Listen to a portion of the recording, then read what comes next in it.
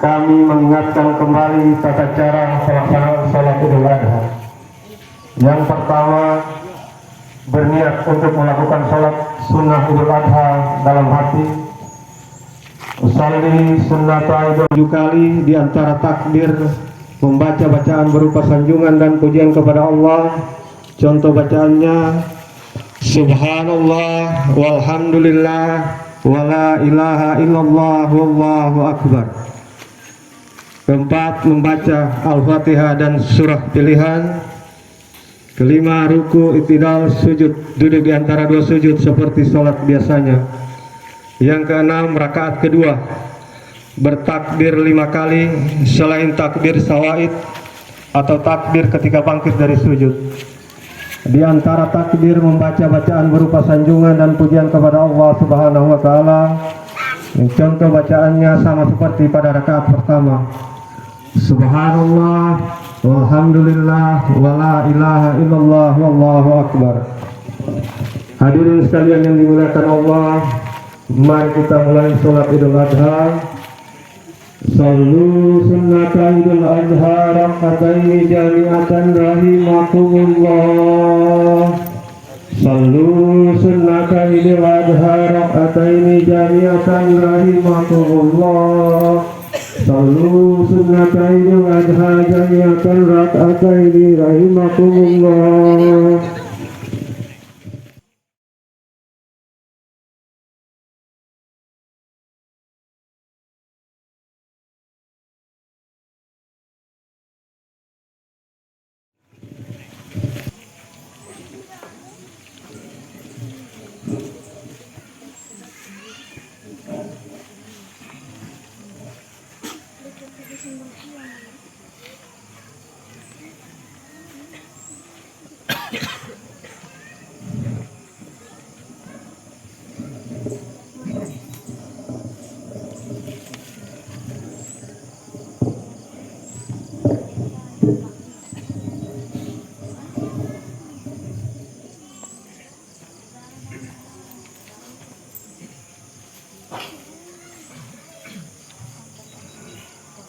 Assalamualaikum warahmatullahi wabarakatuh. Allahu akbar, Allahu akbar, Allahu akbar, Allahu akbar, Allahu akbar.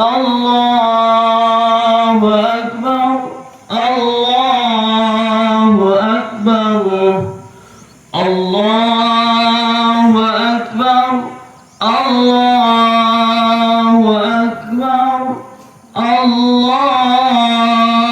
akbar, Allahu akbar kabira, walhamdulillahi katsira, wa subhanallahi bukratan wa asila. La ilaha illallah wahdah sadaqa wa'dah wa nasara 'abdah wa 'ala jundahu wa hazama al-ahzaba wahdah. La ilaha illallah wallahu akbar. Allahu akbar walillahil hamd. Alhamdulillah nahmaduhu wa nasta'inuhu wa nastaghfiruh wa na'udzu billahi min shururi anfusina wa min sayyiati a'malina. Man yahdihillahu fala mudilla lahu wa man yudlil fala hadiya lahu. Ashhadu an la ilaha illallah wahdahu la syarika lahu wa ashhadu anna Muhammadan abduhu wa rasuluh. Allahumma salli wa sallim ala sayyidina Muhammadin hadzal rasulil karim wa ala alihi wa ashabihi amma ba'd. Fa ya ibadallah أوصيكم ونفسي بتقوى الله فقد فاز المتقون. وقد قال الله تعالى في كتاب الكريم إنا أعطيناك الكوثر فصل لربك وانهر إن شانئك هو الأبتر. الله أكبر الله أكبر الله أكبر walillahil hamd. Hadirin hadirat jamaah salat Idul Adha yang dimuliakan Allah, mari kita senantiasa meningkatkan rasa takwa kepada Allah Subhanahu wa taala dengan menjalankan perintahnya dan meninggalkan segala larangan-larangannya. Alhamdulillah, bertakbir sebelumnya, bertasbih setelahnya kepada Allah Subhanahu wa taala. Alhamdulillah kita masih diberikan kesempatan oleh Allah Subhanahu wa taala untuk dapat menunaikan ibadah Idul Adha di 1443 Hijriah ini. Kita bermohon kepada Allah Subhanahu wa taala semoga Idul Adha di tahun ini dijadikan oleh Allah Subhanahu wa taala lebih baik, lebih istimewa, lebih dapat menggali hikmahnya dibandingkan di tahun-tahun yang telah kita lalui. Hadirin, hikmah tentang Idul Adha tidak sekedar menampilkan sembelihan hewan kurban yang dilangsungkan setiap tahun, yang terkadang bagi segelintir orang hanya sekedar ritual tahunan saja. Ada pesan-pesan yang lebih penting, ada hikmah-hikmah yang istimewa, bahkan saking istimewanya diabadikan dalam ayat-ayat Al-Quran. Tiada lain hikmah terbesar itu kembali dalam perjalanan Nabi Ibrahim alaihissalam dan putranya Nabi Ismail alaihissalam. Ada dua peristiwa penting yang tidak bisa lepas dari hari raya Idul Adha itu. Kedua peristiwa tersebut adalah ibadah haji dan kurban. Allahu Akbar, Allahu Akbar, Allahu Akbar walillahil hamd. Pada hari ini yang dimulai setelah kita menyelesaikan sholat Id, kita disunnahkan untuk berkurban, yakni menyembelih binatang seperti kambing atau sapi yang kemudian dagingnya kita makan, kita hadiahkan dan kita sedekahkan kepada saudara-saudara kita yang membutuhkan. Kesunahan berkurban ini berkaitan dengan sejarah Nabi Ibrahim alaihissalam yang diuji keimanannya oleh Allah Subhanahu wa taala untuk melepaskan sesuatu yang paling ia cintai di dunia ini, yakni dengan menyembelih putranya Ismail alaihissalam. Pada malam tanggal 8 Zulhijjah, Nabi Ibrahim mendapatkan wahyu melalui mimpinya bahwa Allah memerintahkan kepadanya untuk menyembelih anak yang paling ia sayangi. Nabi Ibrahim merenung panjang, haruskah ia mengikuti perintah Tuhannya untuk melepaskan hal yang paling ia sayangi, hal yang paling ia sukai? Apakah mimpi ini benar dari Allah atau bukan? Nabi Ibrahim sangat sedih dalam renungannya yang sangat panjang itu.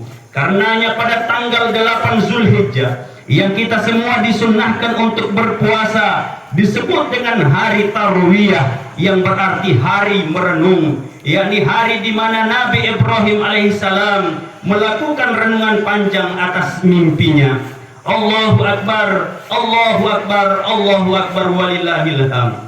Kegalauan Nabi Ibrahim alaihissalam mendapatkan jawabannya pada malam hari berikutnya, yakni pada malam 9 Zulhijjah, bahwa ia benar-benar diperintahkan oleh Allah Subhanahu wa taala untuk menyembelih anak kesayangannya yang bernama Ismail.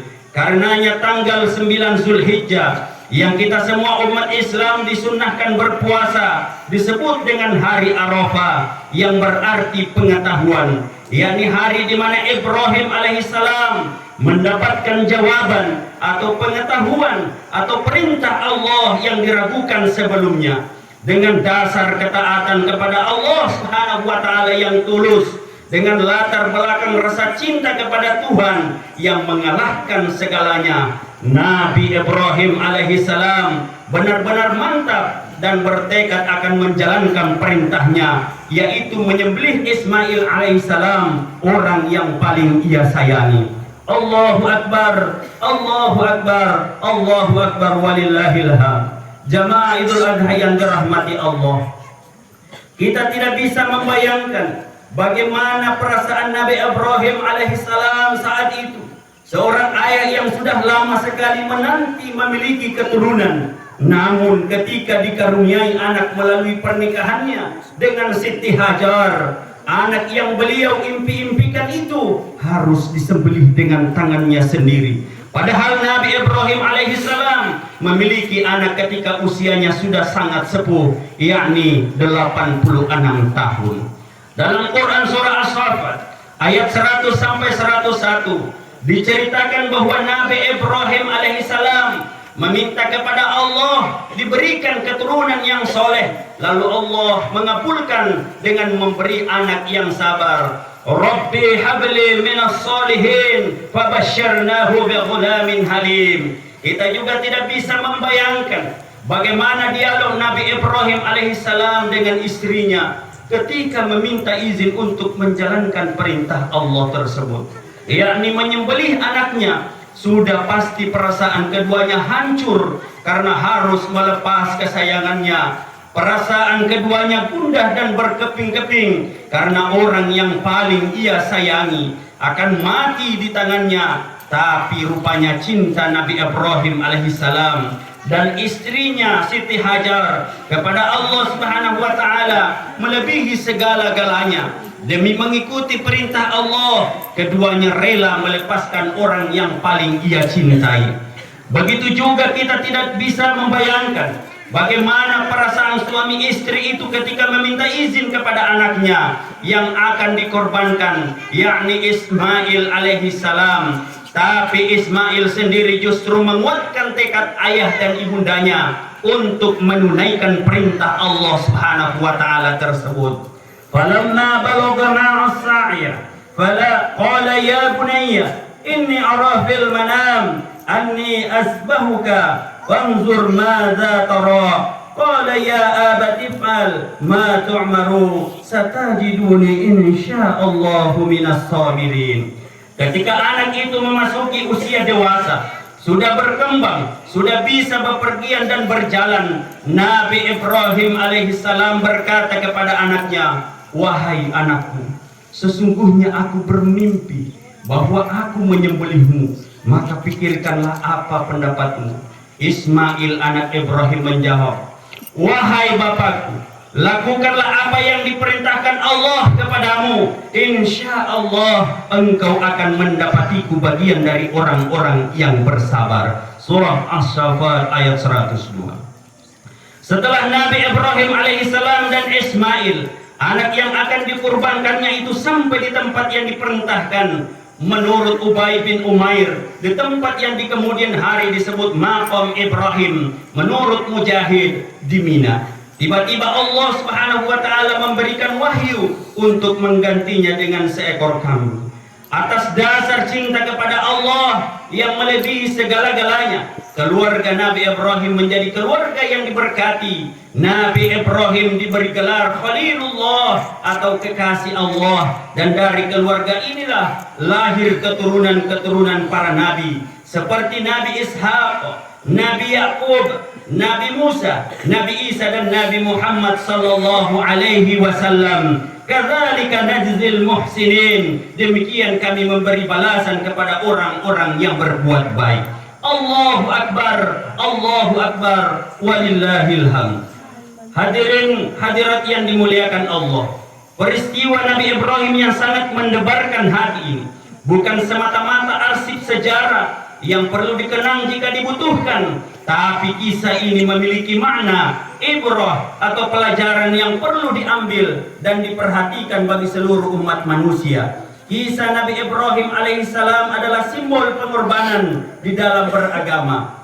Di antara pelajaran itu yang pertama, beriman atau beragama pada dasarnya melawan hawa nafsu atau kesenangan yang ada di dalam diri kita masing-masing. Setiap manusia cenderung mengikuti keinginan nafsunya, yakni ingin melakukan hal-hal yang enak, menikmati segala kesenangan tanpa batas, merasakan segala keindahan dan yang lain. tanpa mempedulikan hal tersebut menyakiti, merugikan atau membahayakan diri sendiri maupun orang lain atau tidak. Disinilah agama hadir memberikan seperangkat aturan, yakni mengatur perbuatan ini haram dan perbuatan itu halal. Tindakan ini boleh dan itu tidak boleh. Hal ini baik dan hal itu buruk, dan seterusnya. Dengan demikian, masing-masing dari orang yang beragama seharusnya mematuhi aturan agama, bukan mengikuti kesenangan atau kehendak nafsunya. Dalam kisah Nabi Ibrahim, kenikmatan tertinggi disembolkan dengan memiliki anak, tapi Nabi Ibrahim berhasil mengalahkan hawa nafsunya, kecintaan kepada putranya dengan mengikuti perintah Allah Subhanahu wa taala.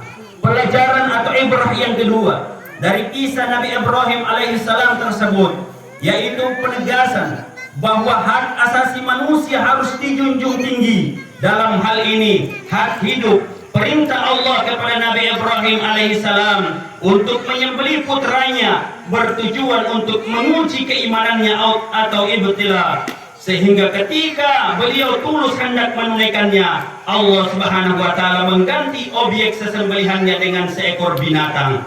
Penggantian objek kurban dari manusia ke binatang mengandung makna bahwa manusia memiliki hak untuk hidup yang seorang pun atas nama apa saja tidak boleh menghilangkannya. Allahu Akbar, Allahu Akbar, Allahu Akbar, walillahil hamd. Jamaah Idul Adha yang berbahagia, ketika Nabi Muhammad SAW menjalankan ibadah haji yang dilakukan hanya sekali dalam seumur hidupnya, atau dikenal dengan Hajjah al-Wada atau haji perpisahan, Nabi Muhammad SAW berpesan kepada semua orang yang hadir pada waktu itu bahwa jiwa, harta dan harga diri manusia memiliki kemuliaan yang tidak boleh dihilangkan oleh siapapun. Nabi SAW bersabda, "Wahai sekalian manusia, dengarkanlah perkataanku. Sesungguhnya aku tidak tahu, barangkali setelah tahun ini aku tak bisa lagi berjumpa dengan kalian selama-lamanya. Wahai umat manusia, sesungguhnya darah kalian, harta dan harga diri kalian itu mulia. Sebagaimana mulianya hari ini dan bulan ini, kalian kelak akan bertemu Tuhan dan Ia akan bertanya kepada kalian tentang perbuatan yang kalian lakukan. Ingatlah, setelah aku wafat janganlah kalian kembali ke dalam kesesatan, di mana sebagian di antara kalian memukul atau membunuh sebagian yang lainnya." Allahu Akbar, Allahu Akbar, Allahu Akbar, walillahil hamd. Khutbah Nabi Muhammad SAW tersebut menegaskan bahwa Islam, agama yang dibawa Nabi Muhammad SAW pada abad ke-7 Masehi, sejak awal sangat menjunjung tinggi nilai-nilai kemanusiaan. Wahai umat manusia, sesungguhnya Tuhan kita satu, leluhur kita juga satu. Kita berasal dari Adam dan Adam berasal dari tanah. Sesungguhnya paling mulianya kita di sisi Allah adalah yang paling bertakwa. Orang Arab tidak lebih utama daripada non-Arab. Non-Arab tidak lebih utama daripada orang Arab. Orang kulit hitam tidak lebih utama daripada yang berkulit putih. Orang kulit putih tidak lebih utama dari yang berkulit hitam, kecuali disebabkan tingkat ketakwaannya kepada Allah Subhanahu wa taala. Semoga kita semuanya mendapatkan hikmah dari hari raya kurban ini, bahwa semua yang kita miliki itu berasal dari Allah Subhanahu wa taala, dan senantiasa rela berkorban sekalipun harta yang dititipkan Allah adalah yang paling kita sayangi. Kita harus siap untuk mengorbankannya. Barakallahu li wa lakum fil Qur'anil Karim, wa nafa'ani wa iyyakum bima fihi minal ayati wa dzikril hakim, wa taqabbal minni wa minkum tilawatahu innahu huwal ghafurur rahim. Wa qul rabbighfir warham wa anta khairur rahimin.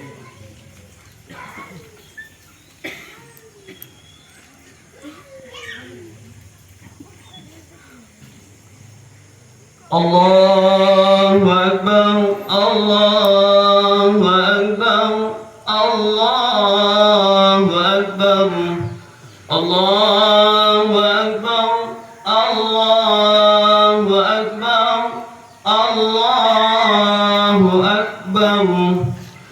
الحمد لله على إحسانه والشكر له على توفيقه وامتنانه وأشهد أن لا إله إلا الله وحده لا شريك له وأشهد أن سيدنا محمدا عبده ورسوله الداعي إلى رضوانه اللهم صل على سيدنا محمد وعلى آله وأصحابه وسلم تسليما كثيرا أما بعد ويا أيها الناس اتقوا الله فيما أمر وأنتهم عما نهى واعلموا أن الله أمركم بأمر بدأ فيه بنفسه وثنى بملائكته بقدسه وقال تعالى إن الله وملائكته يصلون على النبي يا أيها الذين آمنوا صلوا عليه وسلموا تسليما اللهم صل على سيدنا محمد صلى الله عليه وسلم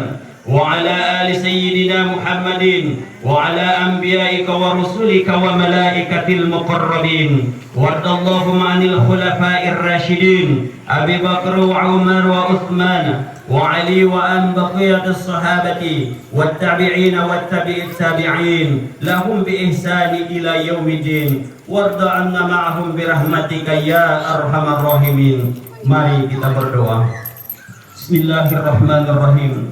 Allahumma ya arhamar rahimin, Engkau maha mendengar apa yang kami mohonkan, Engkau maha mengetahui apa yang kami serahkan.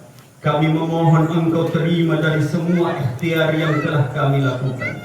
Jika ada hamba-Mu saat ini yang diuji dengan penyakit seberat apapun, maka mohon angkat dan sembuhkan penyakit itu ya Allah. Angkatlah segala penyakit, hilangkan segala penyakit yang ada pada diri kami ya Allah. Ya Allah, mohon anugerahkan kepada kami segala kebaikan di dunia, kemuliaan di akhirat, dan jauhkan kami dari ancaman neraka ya Allah. Dekatkan kami kepadamu ya Allah dengan kedekatan yang benar, dan jadikan kami termasuk umat Nabi Muhammad SAW yang berjumpa dengan beliau. Ya Allah, lembutkan hati kami ya Allah. Bersihkan hati kami dari kotoran-kotoran hati. Jauhkan kami dari perpecahan. Satukan kami dalam keindahan dan cinta serta kebaikan. Ya Allah, jagalah negeri kami tercinta Indonesia. Wabil khusus poso yang kami cintai ini. Anugerahilah taufik hidayah, petunjuk pada para pemimpin yang mengelola negeri ini, agar dapat mengerjakan dengan adil sesuai dengan petunjuk-Mu ya Allah. Lindungi para ulama-ulama kami dan berikan kekuatan untuk mereka agar ikhlas dalam berdakwah. Rabbana atina fid dunya hasanah wa fil akhirati hasanah wa qina adzabannar. Rabbana zalamna anfusana wa illam taghfir lana wa tarhamna lanakunanna minal khasirin. Ibadallah, inna Allah ya'muru bil adli wal ihsan wa ita'i dzil qurba wa yanha 'anil fahsya'i wal munkar wal baghi ya'idukum la'allakum tadhakkarun. Wadhkurullaha al-'azim yadhkurkum washkuruhu 'ala ni'amihi yazidkum wa la dzikrullahi akbar.